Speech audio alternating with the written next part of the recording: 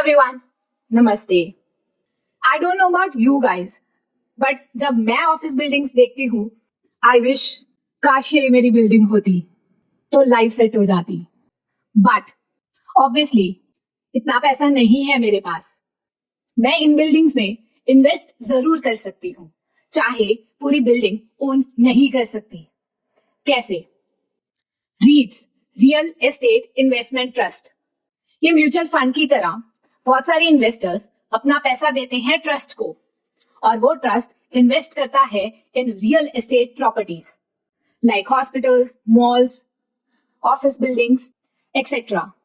आप इन्वेस्ट कर सकते हो as low as 150 rupees. REITs is a new concept for all of us.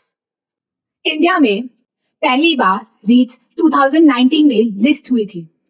Currently 4 REITs are listed on stock exchange. Since ये stock exchange पर listed है, इसलिए SEBI regulated है। According to SEBI regulations, at least 90% of distributable cash flows distribute करने पड़ते हैं investors को, और 80% investment करनी पड़ती है in completed and income generating assets। आपको ह्यूज इन्वेस्टमेंट्स की नहीं जरूरत, कैपिटल नहीं ब्लॉक होगा, टेनेंट्स ढूंढने का झंझट नहीं है, no hassle of owning and managing the properties, diversification हो जाता है। सिर्फ एक प्रॉपर्टी में नहीं इन्वेस्ट कर रहे, आप मल्टीपल प्रॉपर्टीज में इन्वेस्ट कर पाते हो, and in different locations, in different cities and in prime location. Research नहीं करना पड़ता, कोई स्कैम नहीं होगा जैसे रियल एस्टेट में बहुत बार होता है। It is manage by professional जो प्रॉपर रिसर्च करने के बाद इन्वेस्ट करेंगे। It generates regular and passive source of income. Since they are listed on stock exchange, आप कभी भी इसे सेल कर सकते हैं।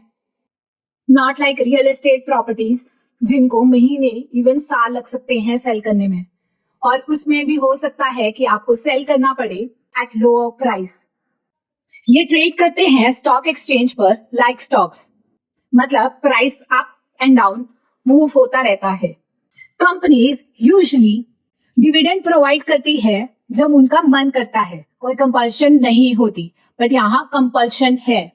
प्लस हम हमेशा बोलते हैं कि इन्वेस्ट करें in stocks, debt, gold, but now we can invest in real estate. अगर आप इन्वेस्ट करना चाहते हैं रियल एस्टेट में विदाउट इतना इन्वेस्टमेंट करें और इतना रिस्क लिए, with regular income, then REITs is for you. Thank you.